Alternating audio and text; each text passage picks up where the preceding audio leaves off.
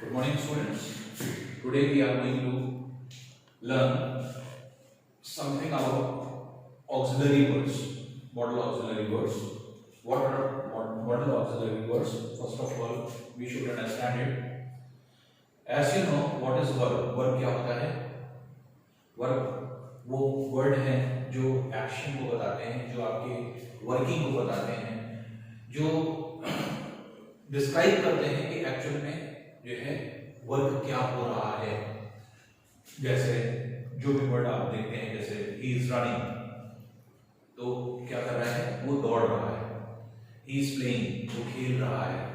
तो जो प्लेइंग है, रनिंग है, शाउटिंग है, ये वर्ड क्या है? ये डिस्क्राइब कर रहे हैं एक्शन को, एक्टिविटी को, कि क्या एक्टिविटी या क्या एक्शन हो रहा है। और इन वर्ड्स को और स्ट्रॉन्ग फीलिंग देने के लिए जो हम लोग कहते हैं कि हाँ, जब हम जानना ये चाहते हैं कि जो वर्क हो रहा है वो किस तरह का वर्क हो रहा है, उसके अंदर वर्क होने की कैपेसिटी है या नहीं है, अच्छे से वर्क हो रहा है या नहीं हो रहा है, उसको हेल्प करने के लिए कुछ वर्ड और बनाया जाता है। तो बहुत सारे वर्ब्स ऐसे हैं जिनके साथ कुछ ऐसे हेल्पिंग वर्ब्स लगते हैं जो ये डिस्क्राइब करते हैं कि हाँ, कोई भी वर्क अगर होने वाला है तो उसकी पॉसिबिलिटी क्या है, उसके अंदर वर्क होने की कैपेसिटी है या नहीं है, वो वर्क होगा या नहीं होगा। तो ये सब चीजें जो है आपके इन वर्ड्स में होती हैं। ये पर्टिकुलर वर्ड जो होते हैं वो होते हैं can, could, may, might, should, must, would और need, dare and used to. ये वर्ड्स हैं जो कि मॉडल ऑक्सिलरी वर्ड्स आप बोल सकते हैं इनको। जैसे कैन है, कैन के साथ जो फीलिंग होती है वही फीलिंग कुड के साथ भी होती है। बस ये है कि ये पास्ट टेंस में जब कोई भी सेंटेंस चला जाता है तो हम लोग कैन की जगह कुड का इस्तेमाल करते हैं। उसी तरह मे की जगह माइट का इस्तेमाल करते हैं हम लोग। तो जब भी हम प्रेजेंट से पास्ट में जाएंगे तो पास्ट टेंस कभी भी आएगा तो हम लोग मे नहीं लिखेंगे, कैन नहीं लिखेंगे। तो अब यहाँ पर क्या है कि पॉसिबिलिटी जो या परमिशन, आप ये कह सकते हैं मे से परमिशन भी मिलती है और पॉसिबिलिटी, दोनों चीजें जो है आप मे से जो है आपके आ सकती है या एक्सप्रेस कर सकते हैं आप। अब देखिए, एक्सप्रेशन आपको दिमाग में सीक्वेंस वाइज समझना होगा चीजों को। कैन क्या है? ये बता रहा है एबिलिटी को, कोई काम हो सकता है या नहीं हो सकता। तो अगर हम कैन लिख रहे हैं तो इसका मतलब कि वो काम हो सकता है। तो यहाँ पर पॉसिबिलिटी दिख रही है, यहाँ एबिलिटी दिख रही है उस आदमी की जो इस काम को करेगा। जैसे हमने पहला सेंटेंस लिखा हुआ है, he can do the work. इसका मतलब ही जो भी है उसकी कैपेबिलिटी है और वो काम कर सकता है। ये कैन ये शो कर रहा है। तो he can do the work. तो कैन क्या है? एक एबिलिटी को शो कर रहा है जिससे कि हम जो पर्सन है वो काम कर सकता है। तो ये एक तरह से पॉसिबिलिटी है। लेकिन अगर हम इसी को पास्ट फॉर्म में अगर हम करें तो हमने इसी को दूसरा सेंटेंस लिख दिया है कुड के फॉर्म में। ये कैसे? His father could do his work more efficiently। तो his work या this work, इसी वर्क को अगर हम कहें तो this work भी हो सकता है। तो his father could do his work more efficiently। तो उसके फादर जो है वो अपने काम को, यहाँ पे क्या है, अपने काम को और बेहतर तरीके से कर सकते हैं। तो यहाँ पर भी क्या है? पॉसिबिलिटी, लेकिन पास्ट टेंस की बात हो रही है। तो यहाँ पर क्या है कि कुड इसीलिए इस्तेमाल किया जा रहा है। तो जहां कहीं भी आपके पास्ट टेंस आ जाएगा, इसका मतलब कि जो वर्क है वो एक तरह से पास्ट टेंस में अगर जा रहा है या सेंटेंस आपको पास्ट टेंस में लग रहा है, टेंस आपने पढ़े ही होंगे, present tense, future tense, past tense, ये तो पढ़ा ही होगा। तो जब जाने लगेगा तो आप कैन नहीं लिखेंगे बल्कि कुड लिखेंगे। तो ये जो है आपके एक तरह से ऑक्सिलरी वर्ड्स कहलाते हैं। इसका मतलब कि ये क्या शो कर रहे हैं? कैन शो कर रहा है एबिलिटी को, किसी काम को करने की एबिलिटी, चाह। तो ये जो है आपके ये डिस्क्राइब करता है। अब जैसे मे क्या चीज डिस्क्राइब करता है? दो चीजों को, परमिशन को और पॉसिबिलिटी को। जैसे आप लोग जब टीचर्स से प्यास लगती है, आप लोग टीचर्स से क्या बोलते हैं? May I go to drink water, may I go to toilet, तो कुछ भी इस तरह से। तो आपने क्या है, यहाँ पे परमिशन आप मांग रहे हैं अपने टीचर से। जब आप परमिशन मांगते हैं तो मे I go to drink water, तो इसका मतलब क्या हुआ कि हम परमिशन ले रहे हैं अपने टीचर से, वो परमिशन यस नो दोनों फॉर्म में हो सकता है। तो जब भी हम परमिशन के ग्रांट करते हैं तो हम लोग मे या परमिशन मांगते हैं, सॉरी, तो हम लोग मे जो है आपकी यूज करते हैं। तो मे I go to drink water, तो यहां पर क्या है, एक टीचर से परमिशन मांगी जा रही है, एक स्टूडेंट मांग रहा है। या अब जैसे पॉसिबिलिटी के मतलब क्या है कि ये काम हो सकता है, तो यहां पर जो है आपके ऐसी पॉसिबिलिटी जब होगी तब हम लोग मे यूज कर लेंगे। जैसे it may be holiday tomorrow, कल छुट्टी हो सकती है। इट मे रेन टुमारो, तो अब क्या है कि कल बारिश हो सकती है। तो यहां पर क्या है कि मे पॉसिबिलिटी को, परमिशन को नहीं ग्रांट कर रहा है। तो कोई आपको रटना नहीं है कि मे जो है सिर्फ परमिशन के लिए लगता है, पॉसिबिलिटी के लिए भी लगता है। तो जब हम पॉसिबिलिटी की बात करते हैं तो वहां पर भी हम इस्तेमाल कर सकते हैं। जैसे मे हमने यहां पर क्या किया, परमिशन के लिए, लेकिन यहां पे पॉसिबिलिटी के लिए कि यहां पर छुट्टी कल हो सकती है, तो इसलिए हम यहां पर पॉसिबिलिटी को शो कर रहे हैं। और यही पॉसिबिलिटी अगर मान लीजिए पास्ट में होगी, जैसे the bus might arrive at the bus station, हमें पता नहीं है, लेकिन हम ये कह रहे हैं कि बस जो है आपके बस स्टेशन पे आ चुकी होगी। तो अब यहां पर क्या है कि हम यहां पर भी पॉसिबिलिटी की बात कर रहे हैं, लेकिन ये क्या है, पास्ट टेंस में। तो यहां पर क्या है, the bus might arrive at the bus station, तो ये बस स्टेशन पर बस आ चुकी होगी। तो हमने क्या यूज किया, हमने मे नहीं यूज करके बल्कि हमने क्या यूज किया, माइट यूज किया। तो माइट जो है एक तरह से आपके पास्ट फॉर्म है, आप ये कह सकते हैं, जो कि मे की जगह इस्तेमाल किया जाता है। फिर देखिए जैसे शुड है, शुड का इस्तेमाल जैसे लोग करते हैं, तो शुड का इस्तेमाल करते हैं एडवाइस देने के लिए। तो you should have done this work, जैसे हमने कहा, तो you should study hard to pass the examination. अब ये सजेशन है, ये एडवाइस या सजेशन जिसको कहा जाता है, हम एक सजेशन दे सकते हैं। तो you should study hard to pass the exam, तुम्हें हार्ड वर्क करना चाहिए पास होने के लिए। तो ये क्या है, ये आदमी एक सजेशन ही दे सकता है एक आदमी दूसरे आदमी को, ये क्या है, इट्स अ सजेशन। तो ये एडवाइस है, तो ये आपके एडवाइस दी गई। You should take proper medicine, तो कोई बीमार अगर है तो हम ये कह सकते हैं कि कोई प्रॉपर मेडिसिन लीजिए भाई। तो क्या करेंगे, तो यहां पर क्या है, ये मेरी एडवाइस है, सजेशन है, तो ये शुड हम यूज कर रहे हैं, you should take proper medicine. तो अब ये क्या है कि यहां पर एक एडवाइस या सजेशन शो हो रहा है, तो हम शुड जो है आपके यूज कर रहे हैं। लेकिन जब हम इसी एडवाइस को थोड़ा सा जो है प्रेशराइज लेने देते हैं, जैसे हम कहते हैं नहीं आपको ये करना चाहिए, एक तो ये है कि आपको ये करना चाहिए था, जैसे हम लोग बोलते हैं, तो इसका मतलब क्या है कि आप चाहे करो चाहे ना करो, हम आपको प्रेशर नहीं दे रहे हैं, लेकिन हमने एक सजेशन दे दिया, एक एडवाइस दे दिया, तो क्या हुआ, शुड लग गया। लेकिन हम अब आपको एक सजेशन दे रहे हैं और हम चाह रहे हैं कि आप नहीं उस सजेशन को मानिए, तो ये क्या हो गया, ये स्ट्रॉन्ग एडवाइस हो गई। तो जब हम स्ट्रॉन्ग एडवाइस की तरफ जाते हैं तो हम शुड का इस्तेमाल नहीं, मस्ट का इस्तेमाल करते हैं। तो मस्ट क्या है, you must listen to the teacher otherwise you will be failed. तुम्हें अब बहुत सीरियसली जो है सजेशन है, ये सीरियसली एडवाइस किया जा रहा है, ये किया जा रहा है, यू मस्ट। यहां पे मस्ट क्या कर रहा है, मस्ट इस बात को बता रहा है कि नहीं ये सजेशन, ये एडवाइस नॉर्मल एडवाइस नहीं है, यस या नो में आप ले नहीं सकते, आपको हमेशा इसको पॉजिटिव वे में ही लेना चाहिए। तो इसलिए you must listen to the teacher otherwise you will be fail. इसका मतलब कि आपको टीचर को सुनना चाहिए, नहीं तो तुम फेल हो जाओगे। अब ये क्या है, ये स्ट्रॉन्ग एडवाइस है। तो अगर आप सिर्फ टीचर बोल रही है यू शुड स्टडी, तो ये क्या है, यू शुड में आ जाएगा। क्यों, क्योंकि एक छोटी टीचर की एक एडवाइस थी, लेकिन you must study otherwise you will be fail. तो अब यहां पर क्या है कि मस्ट क्यों आ गया, क्योंकि टीचर को लग रहा है कि वो फेल हो जाएगा, इसलिए उसको एडवाइस दे रही है कि नहीं तुमको ये करना ही चाहिए, नहीं तो तुम फेल हो जाओगे। तो इसलिए यहां पर क्या है कि शुड की जगह क्या आ गया, मस्ट आ गया। इसका मतलब कि हम एडवाइस से हम स्ट्रॉन्गर एडवाइस की तरफ चले गए, हम कंपेल कर रहे हैं एक तरह से, हम आपको फोर्स कर रहे हैं कि हाँ आप जो है ये करें, इसलिए हमने शुड की जगह क्या लगा दिया, मस्ट का यूज किया। तो मस्ट हम लोग यहाँ पर यूज करने लगते हैं। फिर देखिए इसी तरह से ऑक्सिलरी वर्ड में वुड आ रहा है, वुड क्या शो करता है? पोलाइटनेस को, जहां पे आप बहुत पोलाइट होते हैं किसी भी बात को बताने के लिए, तो वो किसी भी सेंस में हो सकता है। तो अब जैसे मान लीजिए फॉर एग्जांपल, जैसे would you please give me a glass of water. अब ये क्या है? ये एक पोलाइटनेस है। हम ये नहीं कह रहे हैं give me a glass of water. अगर हम ये कहते हैं तो give me a glass of water, ये क्या है? ये एक तरह से ऑर्डर हो गया।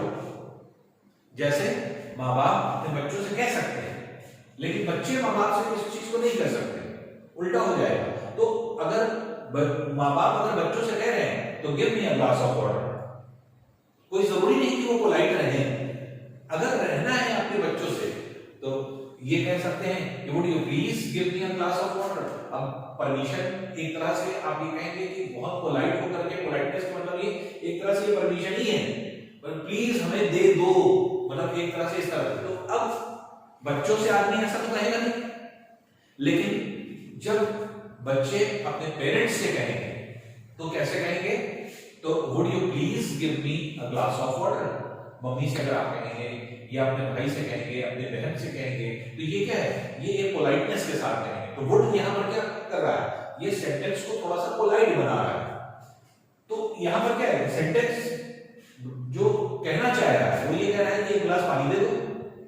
ये तो यहीं से कहा जा सकता था give me a glass of water, लेकिन यहां पर इस सेंटेंस को कहां से शुरू किया गया? Would you please. तो यहां पर वुड यू प्लीज जो सेंटेंस में स्टार्ट किया गया है वो क्या है? एक पोलाइटनेस को शो करने के लिए। ये जो ऑक्सिलरी जो आपके एक तरह से वर्ड्स होते हैं, वर्ब्स होते हैं, ये क्या करते हैं? ये एक तरह से आप ये कह सकते हैं कि आपके जो सेंटेंसेस हैं, आपका जो कन्वर्सेशन है, उसको जो है एक तरह से कहते हैं पॉलिश करना, चार चांद लगाना। हम लोग बोलने को सारी चीजें, लेकिन किस लहजे में बोलते हैं, किस एटीट्यूड में बोलते हैं, तो एटीट्यूड कैसा होना चाहिए वो इनसे हमें वर्ब से ही पता चलता है। तो वुड यहां पर यू क्या यूज कर रहा है? हो रहा है पोलाइटनेस के लिए। लेकिन अगर हम इसी जगह पर सपोज कर लीजिए कि हम जैसे पोलाइटनेस नहीं बल्कि हम किसी मॉरल ड्यूटी को बताने की कोशिश करें, तो मॉरल ड्यूटी जहां कहीं भी आएगी वहां हर जगह ऑट टू लगेगा। तो ऑट टू क्यों लग रहा है या कहां पे लगेगा? हमेशा मॉरल ड्यूटीज को बताने के लिए। मॉरल ड्यूटीज जैसे we ought to respect our parents, we ought to respect our parents या एल्डर्स। तो इस तरह से जैसे हमने कहा, तो ये क्या है? रेस्पेक्ट हमें पेरेंट्स की करना चाहिए या नहीं करना चाहिए? करना चाहिए। क्यों? ये हमारी मॉरल ड्यूटी है। मॉरल ड्यूटी मतलब कि अगर हम इंसान हैं और इंसानियत को जानना चाहते हैं तो हमारी इंसानियत ये कहती है कि हमें क्या करना चाहिए? हमें जो है आपके हेल्प करना चाहिए, रेस्पेक्ट करना चाहिए। तो we ought to respect our parents, elders, teachers, या we ought to help elders, we ought to help poor people. तो यहां पर क्या है कि ऑट टू जो वर्ड लग रहा है वो एक तरह से क्या है? ये एक मॉरल ड्यूटी को शो कर रहा है। तो ये जो है जब भी मॉरल ड्यूटी आएगी तो हमेशा ध्यान रखिए कि आपको ऑट टू का यूज करना है। फिर देखिए यहां पर जैसे ऑट टू के बाद जैसे नीड जो आपके लगता है ये एक्चुअली में नेसेसिटी के लिए, जरूरत के लिए, जहां पे हमें कोई चीज की जरूरत है। जैसे I need this pen to write, इसका मतलब कि मेरे पास पेन नहीं है, बहुत जरूरत आ गई है, नहीं हमें ये पेन चाहिए। तो I need this pen to write, इसका मतलब कि यहां पर क्या है? नेसेसिटी है मेरी, अगर हम पेन नहीं मांगेंगे तो मेरा काम नहीं होगा। I need food to eat, इसका मतलब कि हमें बहुत तेज भूख लग रही है, अगर हमें ये नीड पूरी नहीं होगी तो शायद हम भूखे रह जाएंगे। तो नीड क्या है? ये नेसेसिटी को शो करता है। तो यहां पर क्या है? तो जहां कहीं भी नेसेसिटी आपको दिखाई पड़ेगी, हर उस जगह जहां पे जरूरत आपको दिखाई पड़ेगी, नहीं इसकी जरूरत है, तब जो है आपके लगता है हम लोगों का नीड। जैसे I need a glass of water to quench my thirst, I need a glass of water, हमें एक ग्लास पानी चाहिए। To quench my thirst means, thirst मतलब होता है प्यास, प्यास को बुझाने के लिए, क्वेंच करने का मतलब बुझाना। तो हमें अपनी प्यास को बुझाने के लिए I need a glass of water. तो I need a glass of water means हुआ, अब यहां पर क्या है? नेसेसिटी है, जरूरी है। क्यों? क्योंकि हम प्यासे हैं और इस प्यास को बुझाने के लिए हमें 1 गिलास पानी चाहिए, तो ये नेसेसिटी है। तो ये जो है आपके एक तरह से जहां जहां नेसेसिटी आती है वहां हर जगह हम लोग नीड का यूज करते हैं। फिर कुछ सेंटेंसेस ऐसे होते हैं जहां पे हम लोग डेयर यूज करते हैं। डेयर ज्यादातर होता है चैलेंज के लिए, जहां पे जो है आपके एक तरह से या फिर जो है आपके एक तरह से पूछा जाता है कि तुमने ये कैसे काम कर लिया, ऐसा क्यों कर दिया, ऐसा क्यों नहीं किया, तो ये जो आपने ये काम ऐसे क्यों कर दिया। तो ये जो डेयरिंग वाला काम होता है, डेयर करने का मतलब क्या होता है कि बेझिझक किसी काम को कर जाना और फिर उसके आगे पीछे सोचना नहीं। तो जैसे how dare you to do this mistake, आपने कैसे इतना डेयरिंग कर लिया, डेयरिंग का मतलब इतनी हिम्मत कर लिया, तो डेयर क्या है, हिम्मत को यहां शो कर रहा है। तो आपने इतनी कैसे हिम्मत कर लिया कि इस तरह की फुलिश मिस्टेक आपने कर दिया। अगर हम ये कहना चाहेंगे तो हम क्या लिखेंगे, how dare you to do this mistake. तो ये क्या है, टू डू दिस मिस्टेक या टू कमिट दिस मिस्टेक। तो कमिट, जैसे अभी आप लोग छोटे हैं इसलिए बहुत ज्यादा इस तरह के वर्ड नहीं आ रहे हैं, नहीं अभी इसको जो है आपके जैसे मिस्टेक है उसके लिए कमिट जो है आपके जो है यूज किया जा सकता है। सेंटेंस को और अच्छा खूबसूरत बनाने के लिए ये सब किए जाता है। ऐसा नहीं कि ये गलत है और जो है आपके वो सेंटेंस सही है ये गलत है, ऐसा नहीं है। चीजें सिंपली लिखी जा सकती है और उसको तराश के भी लिखा जा सकता है। तो एक तरह से ये सब वर्ड्स क्या है कि आपके इंग्लिश को और अच्छा पॉलिश कर रहे हैं। तो आप सिंपल जो है आप लिखना तो आ गया आपको, लेकिन उन चीजों को कैसे लिखेंगे या किन चीजों का इस्तेमाल करेंगे वो हम लोग यहाँ पर सीख रहे हैं। तो डेयर वर्ड जो होता है ये हिम्मत से रिलेटेड होता है। तो ये एक तरह से आपकी जो चैलेंज आपने लिया है किसी काम को करने, किसी को बताया नहीं और जबरदस्ती इस काम को कर गए, जब सबको पता चला तो एकदम से आपसे पूछा जा रहा है how dare you do this work, तुमने ये कर कैसे दिया ये काम। तो ये क्या है, ये एक तरह से डेयर शब्द वहां पर हम लोग इस्तेमाल करते हैं। फिर एक वर्ड और है बहुत ज्यादा इस्तेमाल होता है, यूज टू। यूज टू मतलब क्या होता है, जब हम किसी काम को लगातार करते चले आते हैं, अब वो हमारी हैबिट में आ जाता है, हमारे नेचर में आ जाता है, लेकिन उसके बाद वो काम ब्रेक हो जाए। जैसे बचपन में हम जो है आपके आइसक्रीम खाया करते थे, तो रोज हम आइसक्रीम खाते थे, अब हमें याद आता है लेकिन अब नहीं खाते। तो I use to eat ice cream every day in my childhood. तो अब अपने चाइल्डहुड में, अपने बचपने में हम हर दिन आइसक्रीम खाया करते थे।